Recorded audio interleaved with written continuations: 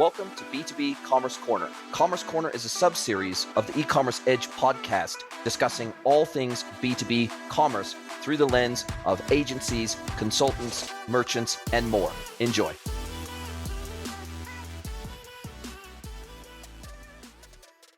Hello, everybody, and welcome to another episode of the E-Commerce Edge podcast with me, Jason Greenwood, your host. And this is a very special episode. This is a very special episode for multiple reasons. I am receiving contact every single day from B2B e-commerce platform vendors wondering how they can grow their business, how they can identify their ICP, how they can differentiate from other platform vendors in the market, how they can craft a GTM strategy that is sustainable but allows them to get in the doors that they should be in and sit around the tables that they should be sitting around, having the discussions with the right customers who would benefit from their technology. So it is my absolute pleasure to welcome a person who I think can contribute to this discussion in a very unique way, Mr. Maxim Dobrushin. Welcome to the podcast, Maxim. Thank you, Jason. I'm glad to be here. And look, you've been in this game for a very long time. Famously, you've held a lot of very senior marketing roles at software development companies. Most recently, of course, Senior Director Global Marketing at Aurea, and most recently, VP of Marketing at OroCommerce. So I think you've got a pole position in this industry in terms of understanding some of the unique challenges that this industry faces and the changing ways in which platform vendors have to go to market in almost a guerrilla tactics kind of way these days, because the old methods of cold outreach, cold email, turning up to a few conferences, turning up to a couple of industry events, that doesn't get it done anymore. And it especially doesn't get it done in the face of a marketing juggernaut called Shopify that, regardless of what we think of them and regardless of what we think of their technology and regardless of how good or bad they are, the reality is they command so much attention from a branding perspective and from a go-to-market perspective that they suck all the oxygen out of the room, whether they deserve to be there or not. What is your kind of initial gut take on where we are at the end of 2025 here and the changing face of platform vendor marketing? Yeah, you're spot on, Jason. Yeah. In my career, I've worked in prop tech, fintech. I've worked for private equity, software portfolio companies. I've worked for data intelligence companies. B2B commerce is by far the most unique and complex industry I've ever worked with. And you're right to say that going to a conference here and there, going to an industry event, that's not going to cut it. It's all about a long-term play. And just to reference one point, right, when the Gartner MQ came out, the Gartner analysts specifically write in the MQ that we track over 160 different e-commerce vendors. Of those 160, only 19 make it into the Gartner MQ, and that's just the Gartner MQ. So it's an extremely saturated field. Shopify is the juggernaut, and perception is reality, right? Whether Shopify can handle complex B2B, doesn't matter. The perception's out there that they're there. So not only are they a marketing juggernaut, I just recently took a look at their careers page just out of curiosity. I think even their talent hiring strategy is unique, where they're saying, hey, we just want to get the best people. And I know a lot of good people in e-commerce that are at Shopify. So their entire strategy, even if they're not there now, I think you're right that they will be there in the future. And I think the whole conversation revolves around, I think there's a lot of challenger brands in B2B e-commerce, and how challenger brands approach their marketing is, I think you're right, it's do or die. You have to do it right. There's no short-term playbook. I think you have to do a lot of things in the short term correctly to succeed in the industry long term. Yeah, it's such an interesting thing based on research I've done over the last 12 months, specifically for B2B platform vendor brands that have come to me and said, look, I'm getting more phone calls now than ever before for that side of my business. So when first 2.5 years of my consulting business, I only worked with manufacturers and distributors. Then I started getting phone calls from platform vendors. Then I started getting calls from SIs that either wanted to add a B2B practice to their capabilities, or they were a startup SI and they wanted to start and begin and end as a B2B e-commerce SI. And even investors. Investors now are more interested in buying or investing in, whether it be VC, PE, roll-ups for B2B e-commerce businesses and brands or digitally led e-commerce brands. But they're also wanting to invest or selectively invest in key e-commerce platform technology and e-commerce enablement technology that they feel has a future, but they don't know how to do due diligence on those platforms. They don't know how to do due diligence on a manufacturer distributor. They might even have 20 years of retail experience buying retail brands, rolling them up, growing them, spinning them off, maybe taking them public. But B2B is such a unique animal. And based on my research, there's 40 major and slightly less major B2B e-commerce platform, either solely B2B e-commerce platforms out there or with a heavy B2B focus. And maybe they started out as B2B and then added some B2C, D2C capabilities later because B2B is by far more complex. And just seeing what I'm seeing happen in the market with the consolidation, even some of the platforms I've been working with, they're not all these platforms are going to survive. If you look out 12, 18, 24 months from now, we're probably going to get from 40 platforms to like to 20, then down to 10. And 5 will probably end up being very verticalized, very vertical specific, the likes of the Equip 360s of the world that are designed for heavy equipment. And we've got some very niche vertical specific platforms out there that are very good at what they do. I think they'll survive because they're so niche that somebody like a Shopify will never, ever encroach on their territory. And then we're probably going to be left with maybe 5 generic B2B e-commerce platforms that can suit a variety of B2B use cases, business models, regions, and markets. And that's it. That means that sometime in the next 24 months, there's probably 30 platforms that are going to disappear, whether that be through consolidation, buyout, simply ran out of runway, shut down, remain a shadow of their former selves, and they go on in name only. We've already seen consolidation start to ramp up in the B2B SI space. We're already starting to see distress, and I'm starting to feel it from the market by the people that are reaching out to me saying, Jason, the ways that we used to market our platform 2, 3, 4, 5 years ago, none of it is working. Cold outbound isn't working. Cold DMs aren't working. Going to conferences aren't working. Buying a booth at an event isn't working. Webinars aren't working. We are pulling our hair out trying to get in front of customers that might be a good fit for our platform. And we're just at our wits' end about how to make that happen. And I think to your point, those traditional marketing models and methods, I think these companies are spinning their wheels in many instances. Yeah, you're right. And in my view, to step back and talk about the way I see the market right now, I want to put a plug in for you because I think it's absolutely vital that organizations work with consultants like you, given the complexity of our industry. I think stepping back, they say that the most effective period for a marketing leader coming into any new organization is the first 90 to 120 days because you see everything with brand new eyes. And then after the 6-month mark, you're so saturated in the product and running the day-to-day and managing the team and following along the strategy that I think for me as a marketing leader, having you come in and look at our processes, our marketing, our product, bringing in the state of the market, bringing in your view on what manufacturers and distributors are looking for, what are their concerns, is extremely vital, and it helps challenge groupthink. And I think it's absolutely valuable. Stepping back to how I think you're absolutely right about how difficult it is to market and that traditional marketing tactics don't work.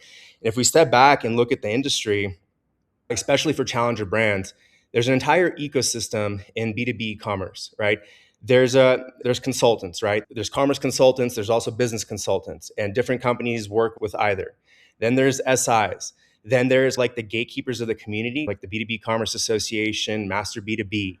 Then there's technology partners, right? Customers live with certain technologies, and customers that are buying your platform, they want to see that you're part of a certain technology ecosystem.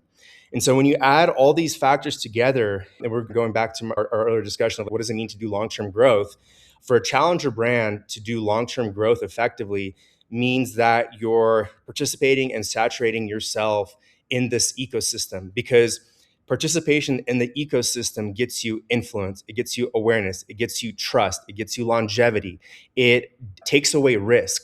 Now, if you're a smaller player and you don't have wider participation in the ecosystem, that goes against you. And zooming in even on one point that you mentioned, like looking at 2025, the first half of the year, I noticed like there was very strong inbound from Google keywords. The second half of 2025, the behavior completely changed in the face of AI. Now, organic search traffic has gone down, AI referred traffic has gone up. And it's even those little things, but the corollary there of AI search traffic to the wider ecosystem is trust, credibility, It's no longer just about keyword saturation and doing blogs correctly. I think GEO, optimizing for AI refers, is actually sometimes like a byproduct or reflection of a platform's participation in the wider ecosystem of things. Another point that you touched upon, I think that the way manufacturers and distributors operate is it's such a complex buying decision. Contract values are high, implementation costs are high. Often, the people that are making the decision to purchase an e-commerce platform or to replatform are in the hot seat if something does not go well. Depending on the company, sometimes if they're replatforming, yes, they see the value in digital commerce, and the replatforming decision faces its own risks and challenges. If you're platforming for the first time, there's also a lot of risk involved in that. And it's sometimes a luxury for the purchase. And so there's so much nuance involved in marketing a B2B e-commerce platform that it's just so different than just a very simple SaaS product. And I see that like ecosystem participation as the most necessary investment for the long term. I couldn't agree with you more. Even speaking from my own personal experience, before I moved to Mexico, I grew my entire career for almost 20 years in Australia and New Zealand, in the Australia New Zealand market, right? And it was almost to a degree, it wasn't 100%, but it was a little bit like starting over when I moved to Mexico and I started really heavily targeting American clients, European clients, Northern Hemisphere clients. It really, I had to really step up my game in terms of making sure that I was really active in the B2B EA, not just playing a role as a member that pays my annual dues, but that I was contributing, that I was putting my hand up to help moderate webinars, that I was putting my hand up to help MC events, that I was putting my hand up to go to B2B online and fly myself out there, and that I was, despite my background, despite my history, despite all the years I had busted my ass to create content and build a personal brand, in some respects, I was starting from scratch just because I moved region. Now, I already had lots of experience in the B2B world, so I came with a little bit of a pedigree, but it's still, I had to humble myself. I had to eat a very large slice of humble pie. When I started going to events up here in America after everything reopened back up after COVID, I realized when I went to the first handful of events that I went to, I didn't know hardly anybody, and more importantly, hardly anybody knew me, right? Now I go to events and I can't make it down a hallway without seeing somebody I know, or, hey, cool, we just had you on my podcast. And so I guess to your point, I had to humble myself to make sure that I was being a good citizen of the B2B community in the markets that I wanted to play in. And that meant I traveled to 7 different physical conferences this year alone in 2025. I went to Europe, like literally all over the world, down to Melbourne, to the States. And I think it's an underestimated sort of superpower. That level of humility combined with hunger, I think that is a superpower that a lot of people, for whatever reason, they either can't find that level of humility in themselves to say the game has changed, and so therefore the way that I play it has to change, and I've got to adapt. Otherwise, I'm going to die, metaphorically speaking, as a business.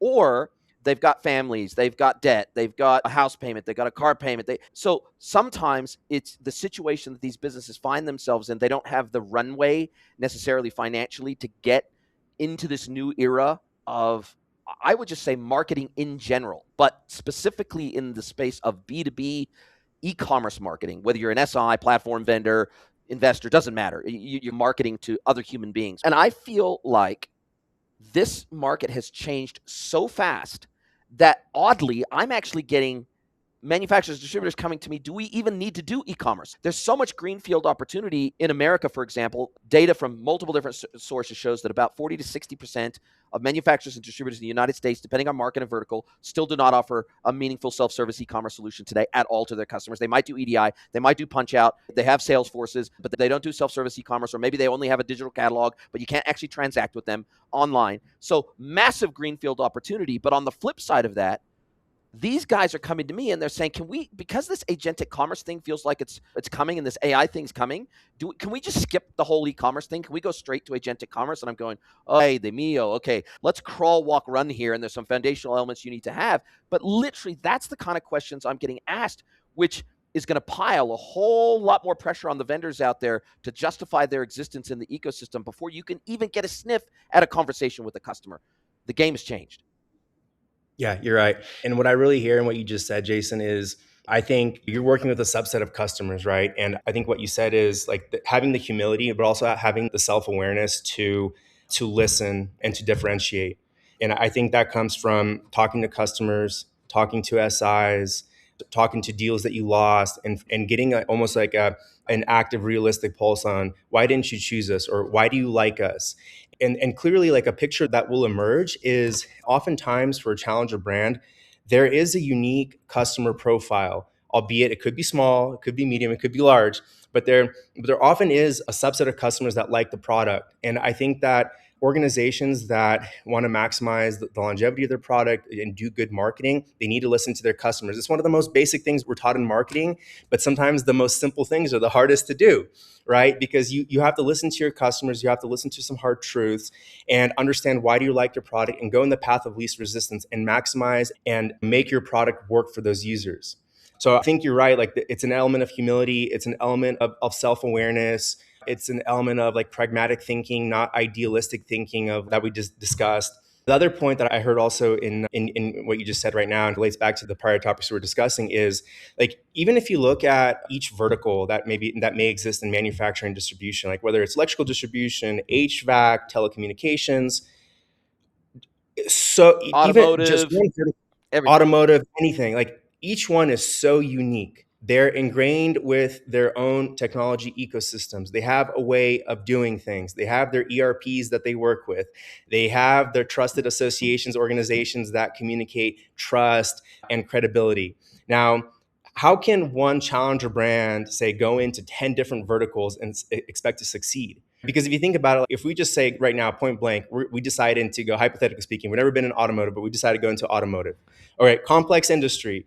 It's going to take marketing at least 6 to 8 months of good marketing to even build some type of name recognition or branding, right?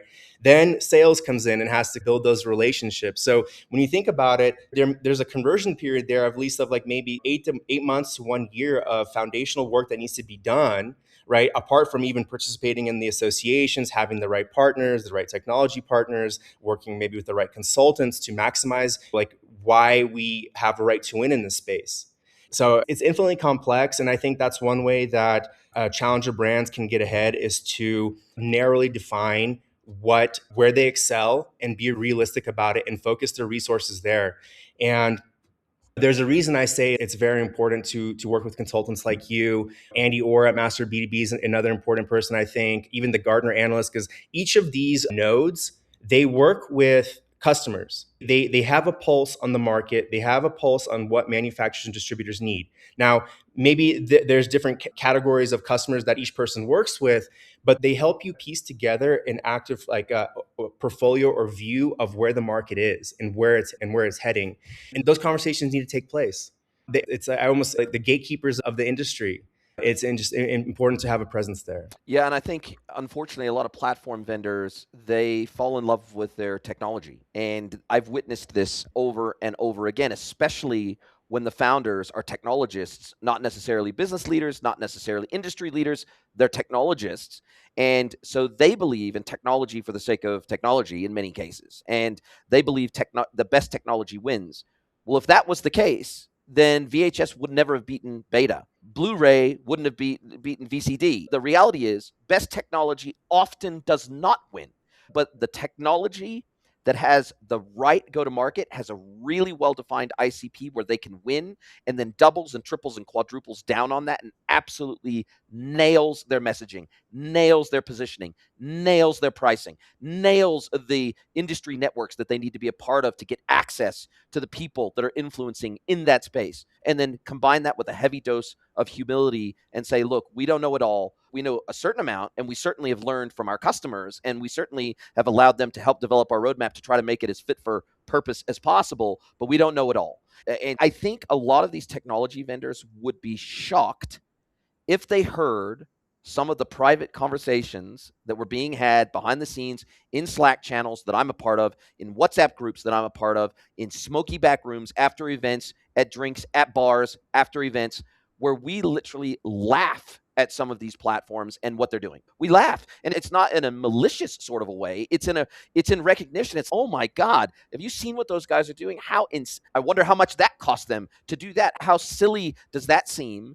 As somebody who's inside the market, that seems like a silly waste of money. Rebrands and renames and just things that just seem like they will not move the market, and they will not move the needle at all in terms of developing respect in the industry for what they're doing. And to me, respect, trust, access, and more importantly, I think platform vendors oftentimes lack empathy. They lack empathy for the people that are trying to spend the money. Okay, so I was working with a client recently. We've just gone live with a new solution for them. The CEO of this company, massive global manufacturer, household name in their vertical, literal household name. This CEO was literally brought in because the prior CEO oversaw 2 failed massive digital platforming projects. And this CEO was brought in specifically to replatform to what will be they expected the solution that they've implemented to be their solution for at least 15 years. Minimum of 5, because they have forecasted out ROI will take 5 years on the investment that they made in 2025.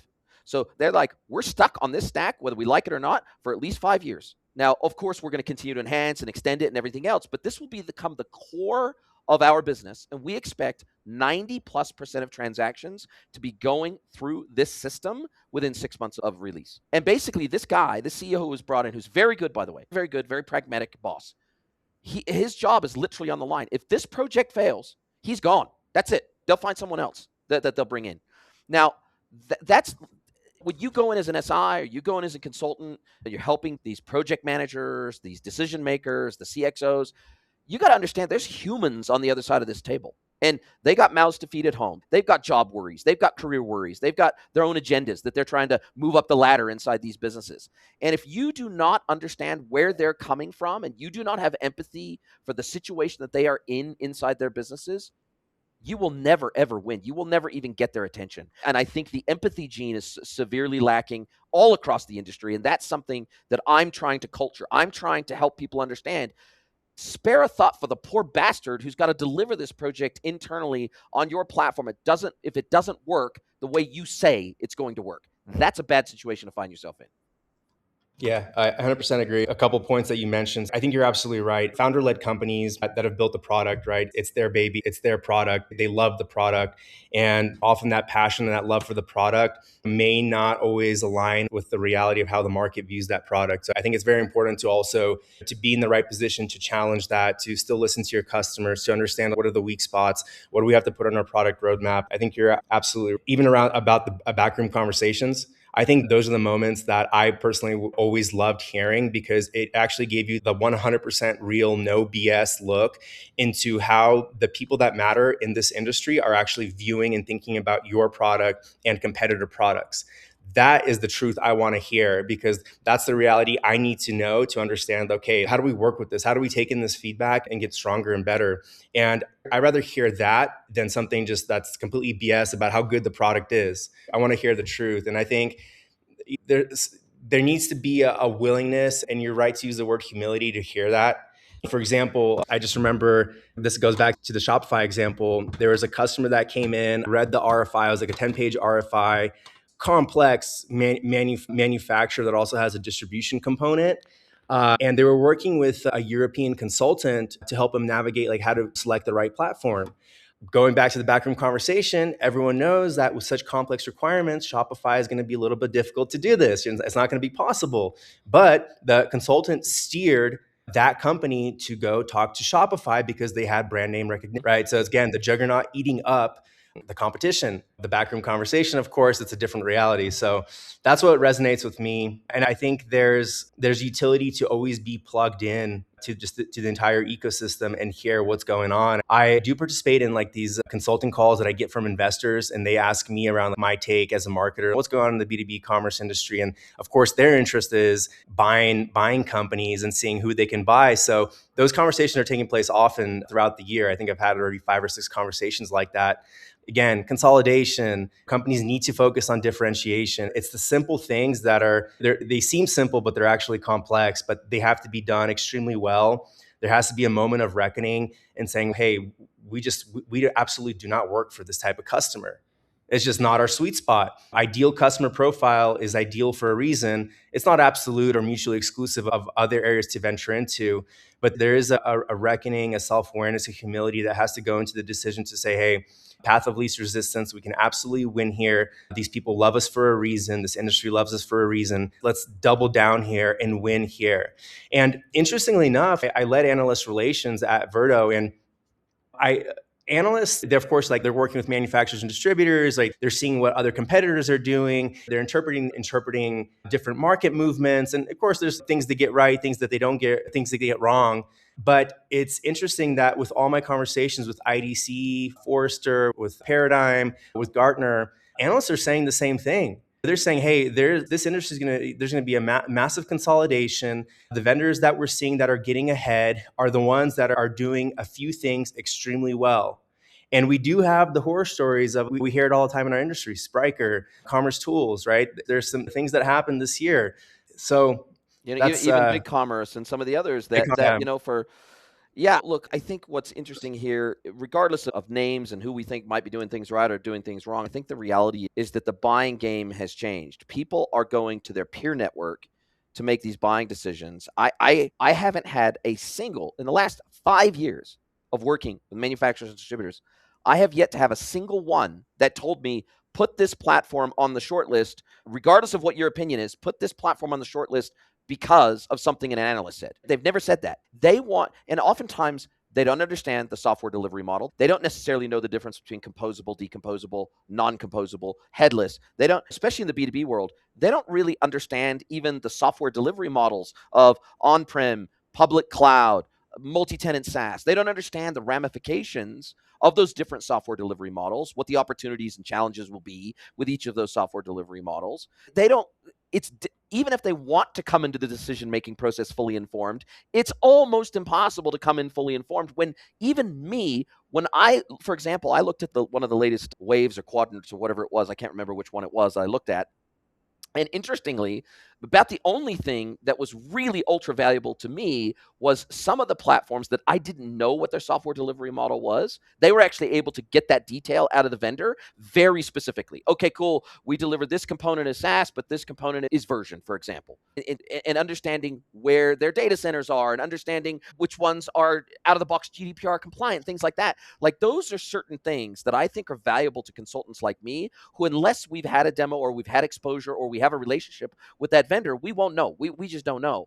But I think the key point here is that I think platform vendors put way, way too much weight on analyst relations when what they should be doing is community relations. Because I think analyst relations, the ROI on analyst relations is now, as of 2026, it is a fraction of community relations. So I just wish platform vendors would reallocate some of their thoughts, some of their investment, some of their people, some of their resources, some of their road mapping, that they would be good stewards of being in the community, and they put more investment into the community and giving back, so that, because they're not, if they want to win, they can't live outside the community. They actually have to be inside the community if they want to win. And this is the thing. And I also find that a lot of vendors, and I'm going to hand it over to you in a second, they'll hire people that are maybe generic software marketers, or they're generic e-commerce marketers, or they've come from a retail background, or whatever it is. And I'm telling you right now,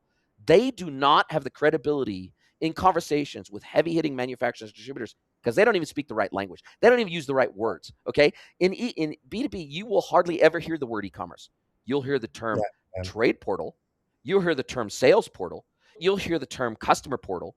You'll hear digital portal, web shop. You'll hear something like that. You won't hear click and collect, but you'll hear will call. You won't hear. There's so much. It's a totally different dictionary. And the reality is, if you bring your retail crap into that space, you will instantly lose credibility. And I think this is just another element of humility that these vendors need to understand, that they need to allocate resources where it actually makes sense to do so, as opposed to spray and pray. Yeah, I think you're right. I personally, if I put myself in the shoes of a manufacturer distributor, like knowing what I know now about our industry, I would be extremely overwhelmed. I honestly would not know how to make a choice. And there's a reason why companies receive 80-page documents with here's what we want, here's what we're trying to do. You receive these highly complex RFPs. Like customers are going to analysts in some cases because there's a lot of risk, and they help them provide some air cover, but also Yes. maybe point them in the right direction. But when there's too much complexity, when there's too much choice, it leads to paralysis.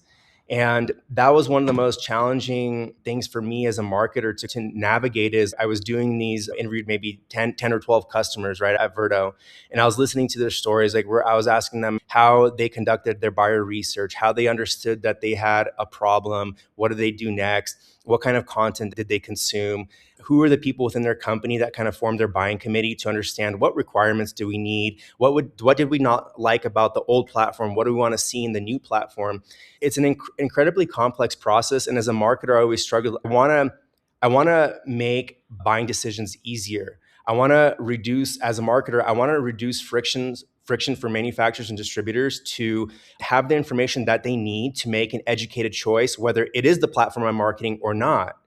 And unfortunately, it's incredibly complex to do that right now. A technical documentation site may not provide all the information. Marketing collateral may not provide all the features that a product has. And even to your point, like you go to the Gartner MQ.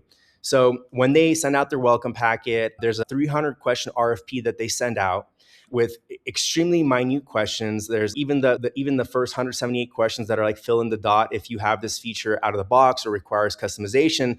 There's I think a 2,000 character, maybe it's a 2,000 word, I can't remember right now, box that you could fill in for each of those bubbles that you select out of the 178 questions. But that complexity does not really make it into the report. It makes it more into the scoring on the critical capabilities report. Yes. So it's an unenviable position. And I truly empathize with manufacturers and distributors trying to make these choices. But again, it goes back to our earlier point around why participation in the ecosystem is so important, and working with consultants like you, working with the right SIs, being in a community to hear the stories of, hey, we worked with this SI or we worked with this vendor, and here are some of the things that we need to watch out for and we need to think about as an organization.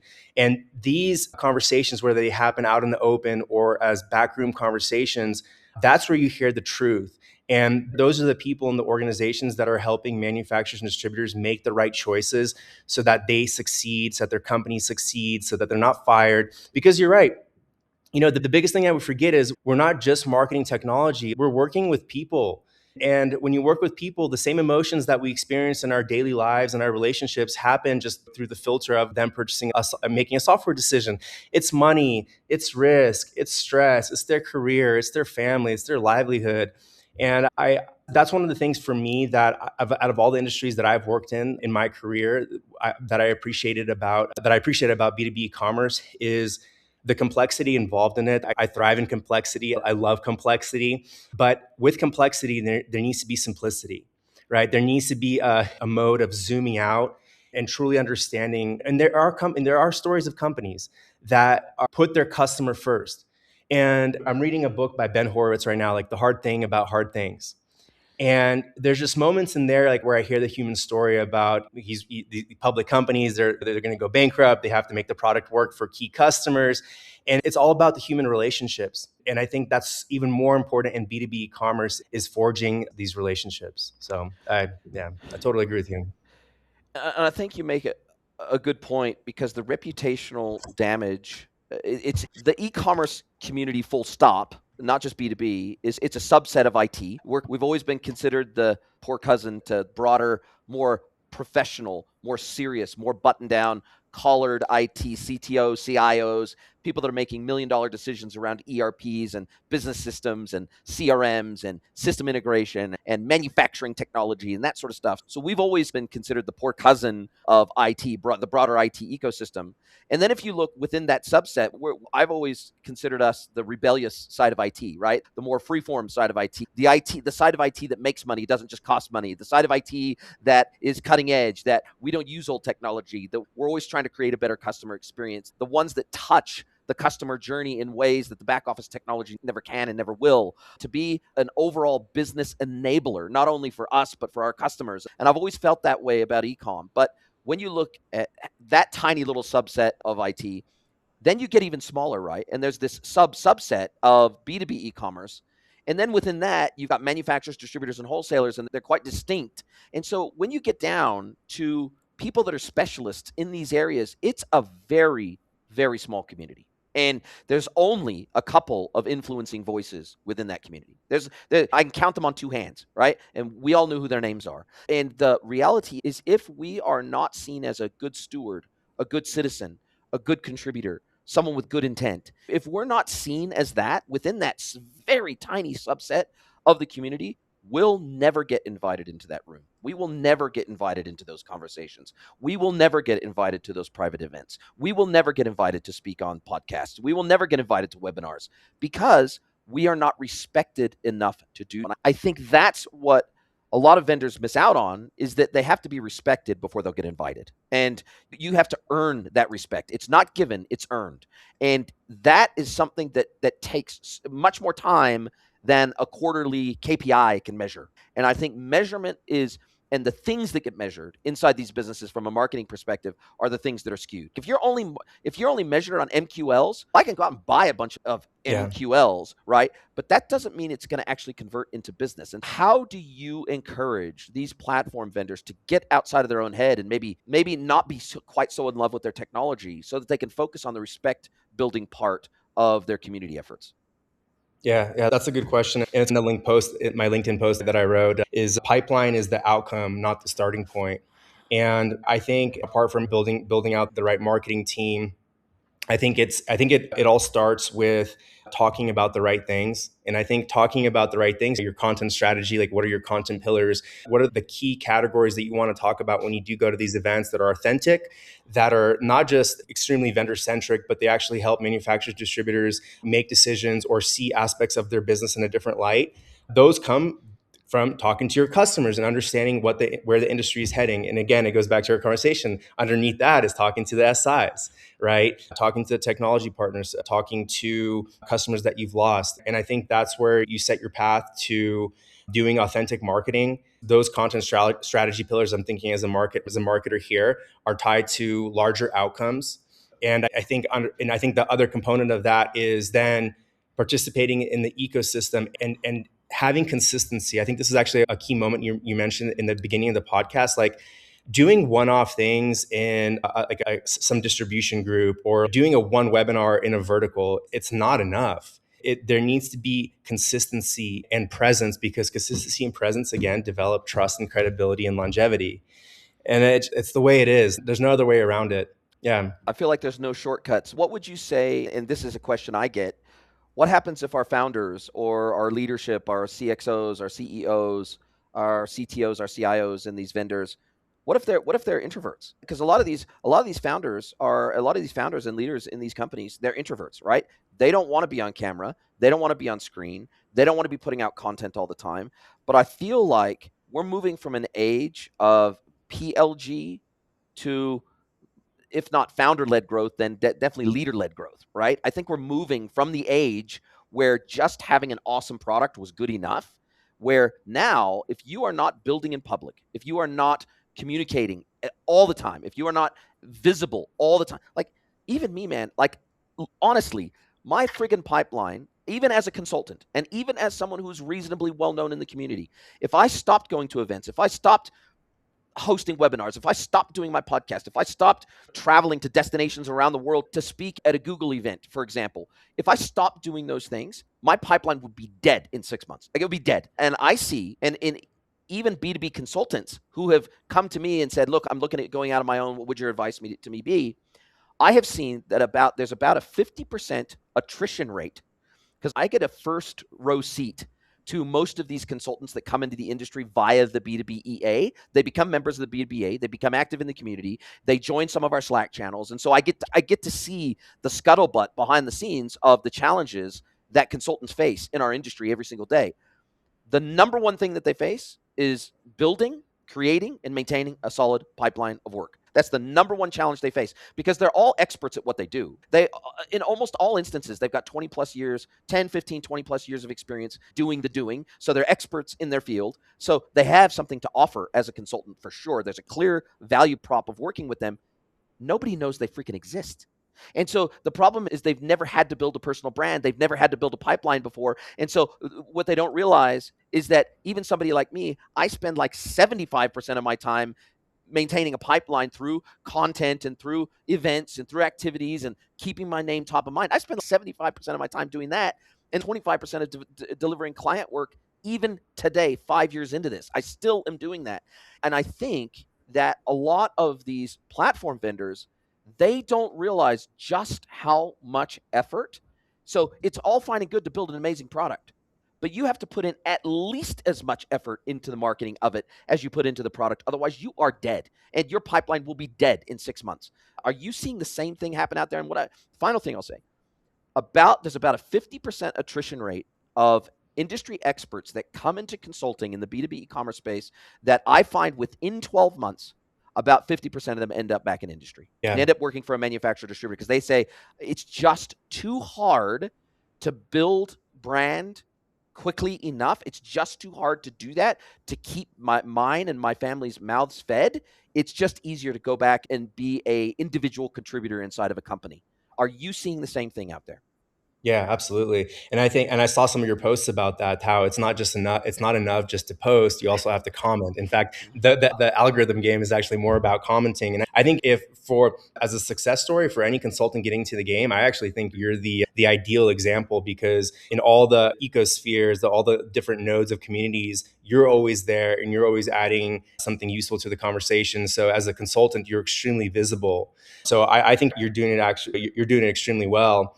And going back to the earlier story more about the founder-led growth story, like I think who in my sphere. Now I'm not saying like my sphere is the most complete, but who the stories I've heard from, particularly through the B2B Commerce Association, where I hear a lot and see a lot of from Harley Finkelstein and the story and the ideals that he holds. I've heard from Znode. I think the founder story is extremely important. Yeah, I think you're right that there are a lot of founders that are introverts and they're not as active out there in the field. And it's okay. They can be on the quieter side, but I think there's value in sharing their story and why they started the company. I think that origin story is so vital to marketing and to sharing, developing trust and credibility for where the company is going. But I am seeing the same thing. I think, again, like I totally see why a lot of consultants after 12 months just don't make it in the space and they have to go somewhere else. Because again, it's actually perhaps for consultants, it's a quicker amplification period. Because if you're not part of the right community or communities and adding value, then you're not going to succeed, right? At least in my ecosphere, right? I think I remember watching a B2B e-commerce. I think it was a webinar or podcast. I think Justin King was on there, Jay Schneider, and you were talking about who are some of the key voices to pay attention to. And I heard Kyler Nixon, right? You look at his posts; he's doing very specific content, right? It's tailored toward marketing. And there's key consultants that just excel in always being part of the right communities and conversations. And if you're not there, if you're not vocal, if you're afraid of getting your voice out there, if you feel that reticence to constantly participate, the chances are there's going to be little value multiplication there. And there's two people that I point to. They're not in the B2B e-commerce space specifically, but there are two people that I've seen do this better than just about anyone else. And they've built almost their entire very successful companies on the back of founder-led marketing. And I'll throw in a wild card at the end. The first is Tomer Tigrin from Yotpo. That guy, you cannot log into a social platform. If you're in the e-com community at all, like that dude is omnipresent. I log into X. I log into Reddit. I log into LinkedIn. I like YouTube. You just cannot escape that guy. His content is everywhere, and he's got his finger. You could say what you like about Yotpo, and look, they've done a lot of things right and a lot of things wrong from a platform perspective, and they released email, then they pulled it back because they didn't feel like they could win there. And look, whatever you say about them, the reality is that they would not be as successful as they have been, even as just a pure UGC platform, without that guy has single-handedly built that business on the back of his personal brand as a founder-led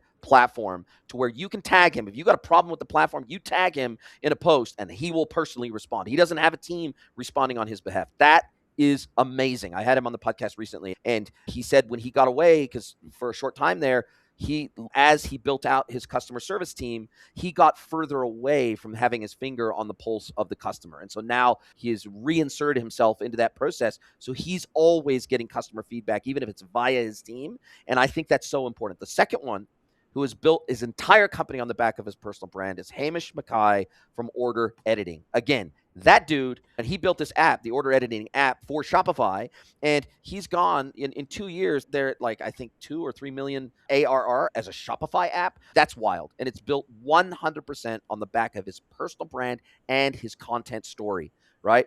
He was at Forbes 30 under 30. Like he's everywhere. Like, again, I can't log into a social platform and not see this guy's face. He is everywhere. And luckily, I was very fortunate to find out he's a Kiwi. Of course, we feel a direct connection because I lived in New Zealand for almost 30 years and I'm a dual citizen. But I was lucky to interview him on the podcast when they were at the start of their journey 2 years ago. Like they were only a couple of months in, and he told me flat out what he was going to do. This is how I'm going to do it. I'm going to do this. I'm going to be visible. I'm going to be humble. I'm going to be putting out content. We're going to build in pub. Like he knew the playbook. All he had to do was execute on it, but he had to be humble enough to say, I don't know what I don't know. I'm not a general e-commerce expert, but I know this is a problem, and we are going to build an app that fixes it. And then he literally shot a video of him in Melbourne going to retailers' headquarters doors in Melbourne on his bicycle, sliding basically a folded information sheet about what they do under the door and into the mail slots of these retailers' headquarters in Melbourne to get a seat at the table to even have a conversation with them. And this makes for great content, building in public with that level of humility. And he was talking to the camera. You can go back and look at 2 years ago at his videos. He's going, none of these people have heard of us, but how are they going to hear of us unless I'm willing to get up at 6 a.m. on a Saturday morning, cycle to the headquarters of these retailers that I think we can help, and slide something in their door? How will they hear of us? And I think that level of humility and that level of grit and that level of effort where he's doing 80, 100-hour weeks for weeks on end, I don't see that level of willingness out of a lot of vendors. Let's just put it that way. Yeah. Those are wonderful examples. And I think I was hearing you talk, and I think the key theme of our talk for today is around humility and self-awareness. And if I'm honest with myself, I don't know everything about manufacturers and distributors, right? I know enough to do well in the industry, but I think it's that kind of level of humility that you don't know what you don't know, and you're okay with that. I think Sarah from a post about psychological safety and like making those mistakes, like assuming there's the right baseline there of skill, talent, and smarts, right? It's that mindset that you need, I think, to be successful. And it's not even probably just for B2B e-commerce. I think it's in any other industry, right? Where you have to have that level of humility and self-awareness, because that's what ultimately, that curiosity and that portion of what you don't know is the part that actually forces you to go talk to people that are smarter than you, whether technically or business-wise, or who know manufacturers and distributors better than you do, and you hear them, right? And it's the sheer accumulation of those conversations that form like a constellation of, oh, wow, here's what's going on in this industry, and here's how we navigate it. That's what it is. It's talking to people. Yeah. I think the final thing I'd like to discuss is the competitive nature of B2B. And so I'll just give you one example. I am thrilled when one of my industry competitors wins a deal, because the reality is when I get shortlisted as a consultant down to 1 or 2 or 3, like I guarantee you, I know 100% of the time, I know exactly who the other 1, 2, or 3 consultants that they've shortlisted down to, right? Whether it's Jason Hine, whether it's Jay Schneider, whether it's Sam Aldinger, whether it's, it doesn't really matter. At the end of the day, I know all these people have amazing intent. They've got amazing experience. They've got amazing abilities. And I know that my potential customer is going to get an awesome experience either way, whether they go with me, whether they go with them. They're strong in certain areas that maybe I'm weak. I may be strong in certain areas that they're a little bit weaker in. Doesn't matter. We all want to see great outcomes for customers. And so when I lose to somebody I respect, I know, I love, I hang out with, I go and have beers with, we have dinners after events with, I am absolutely stoked to see good people win in our industry. And I honestly would like to see more platform vendors get excited about their competitors winning when they deserve to win. Not to say that you should push clients their way, but you should probably push prospects their way where you're not a good fit and they are. That would be an effort at trust building. That would make its way into the Reddit forums, because I see in Reddit forums where platform vendors pitch themselves. They say they can do something they can't do. They get halfway through a build with a client, and then the client comes to Reddit to complain about the fact that this vendor promised them something that they cannot do, and it ends up being a shit show. On the flip side, if a platform vendor said, hey, based on your requirements or based on this RFP, we could probably stretch and get you there with some customization, but we really are not the best fit for you, especially right now where you're at in your journey. But we think this other platform is a great place for you to start, or at least get a demo of, or maybe we can even make an intro or whatever. I make intros to other consultants where, for example, if someone is just going to be doing a PIM project or whatever, then I'll probably push them to Jason Hine because he has so much experience with PIM projects. I've got experience with 3 PIM projects. So I understand PIM really well, but I'm not the guru of PIM, right? And so just think that being a good citizen of the community, there's so many more facets to this than just contributing to the discussion. It's literally wanting and hoping and praying that your competitors that deserve to win continue to win, people that are contributing to community, because I genuinely believe this is not blowing smoke up anybody's backside. A rising tide floats all boats. I will always get my pound of flesh. Always. I will always, if I continue doing the right things, if I continue learning, if I continue contributing, I'm always going to be able to make a living in this industry. I don't need to win and somebody else lose, right, for me to continue to grow my business. I think what I'm trying to say is we should all be trying to expand the pie than just trying to get a bigger piece of the existing pie. That's what I feel. Yeah, talk about the number one way to develop trust. And that goes back to know yourself, know your product and who it works for. And I have a direct anecdote about exactly what you mentioned, like working with an SI when I was at Verdo. They work with 3 to 4 leading platforms, and they literally showed me on a chart when and for what type of customer each platform would be successful. Wow. Right. So they were able to say, hey, based on their digital maturity, based on their composability needs, here's where each of these 4 platforms, because I know you say this all the time, Jason, there's no such thing as a perfect e-commerce platform, No. but there are ones that are a little easier to work with sometimes. But based on that principle of where the customer is, the SI knows that this is where this customer will be the most successful. And that level of, you're right, if one competitor wins, we should all win. And again, it goes back to knowing yourself and knowing where you're strong and being able to say to a customer, say, hey, you know what, we may not be the right pick for you, but we want to recommend these 2 vendors because they can actually help you and make you successful. And that's what we care about. And that you'd say that to a potential customer, talk about the number one way to build trust, and they'll have a favorable impression of you for a long time coming. Yeah, everything. I think, look, like reflecting on my experience at Verdo and talking to you, and this is no BS. Like I think I agree with you on 100%. Like you and I think you realistically see the industry, the market, how vendors operate. And again, if any tech vendors are listening to this episode, I want to put in a plug for you, Jason, and say that as a tech vendor, I highly recommend tech vendors to work with you. Your prices are incredibly reasonable. And I think you bring tremendous value in terms of guiding go-to-market, helping vendors see where they're strong, where they're not strong, exposing those weaknesses, right? As a tech vendor, do not get caught in groupthink.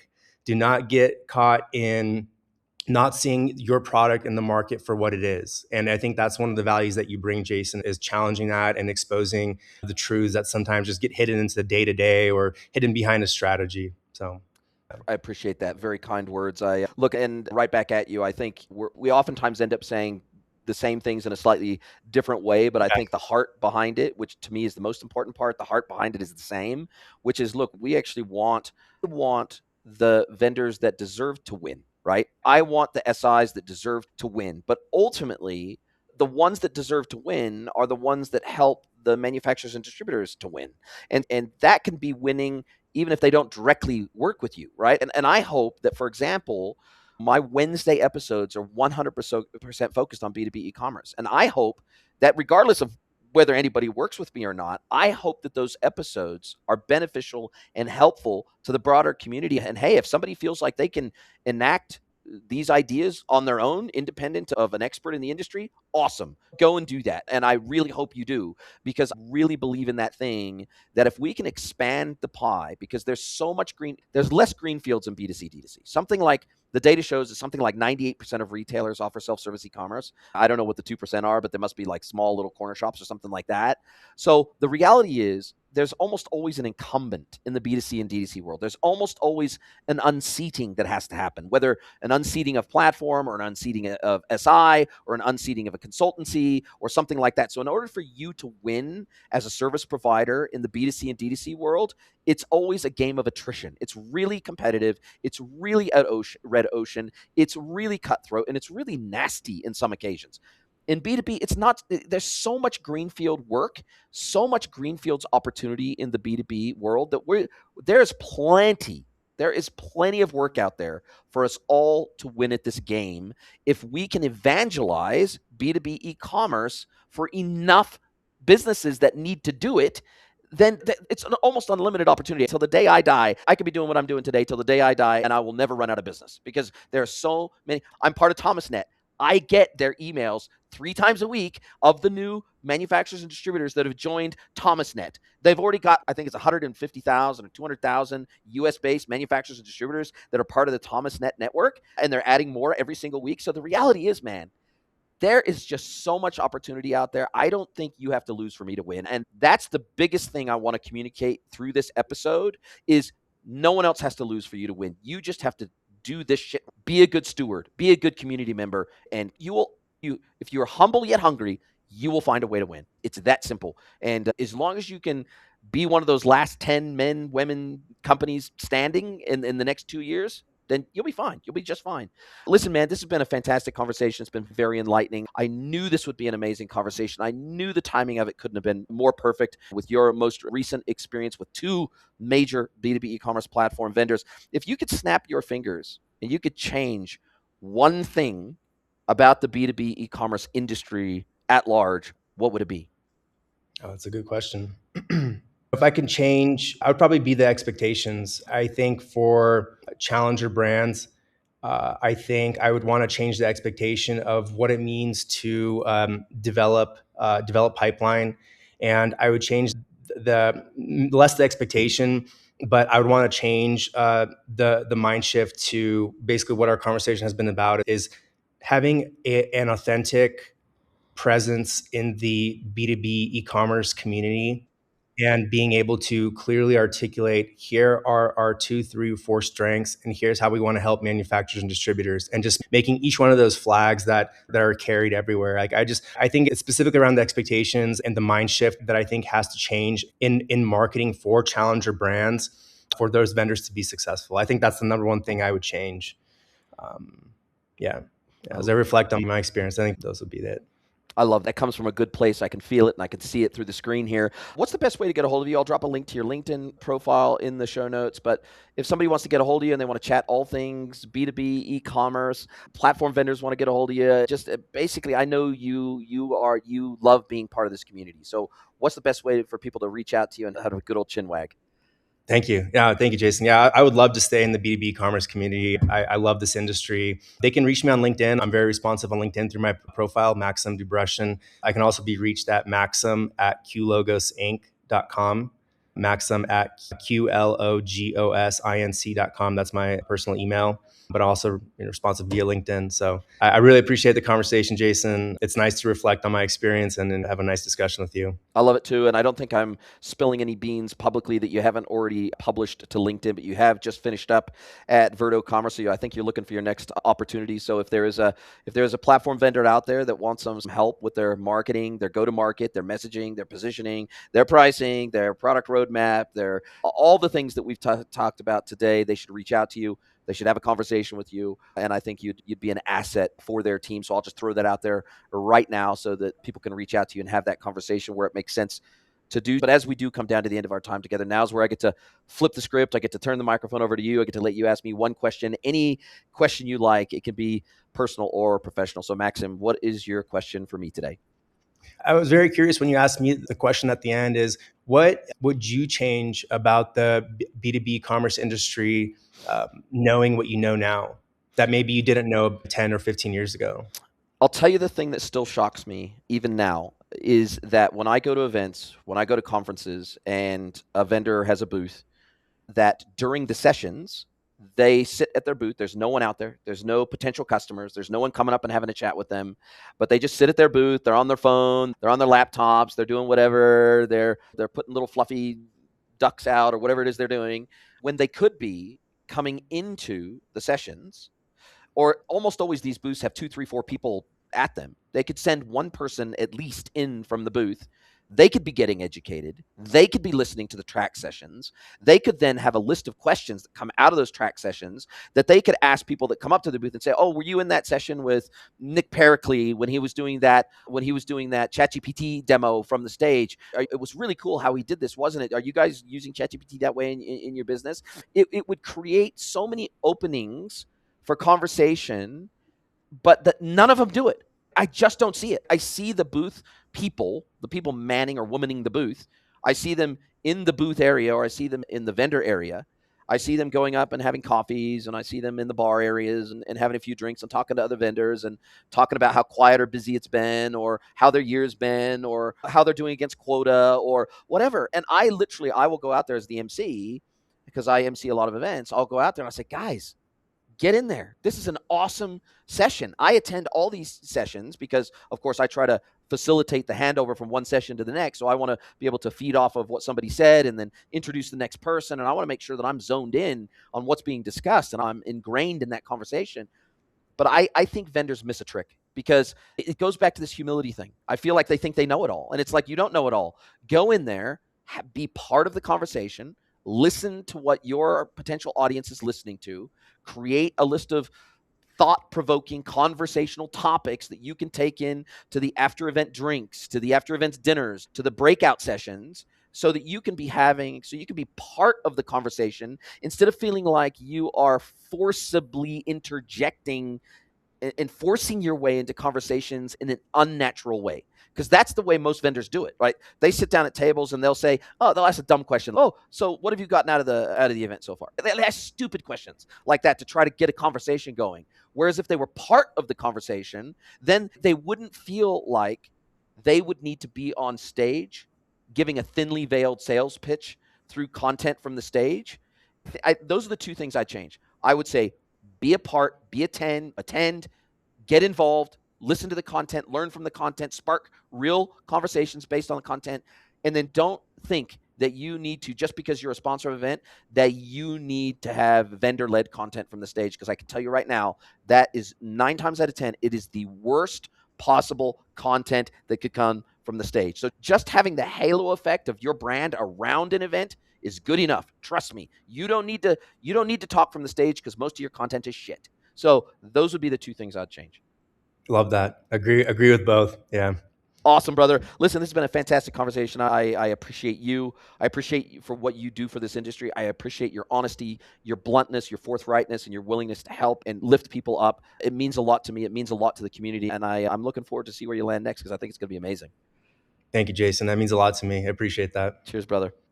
Are you a B2B or D2C e-commerce merchant? Then head over to greenwoodconsulting.net to learn how we can help you scale your business.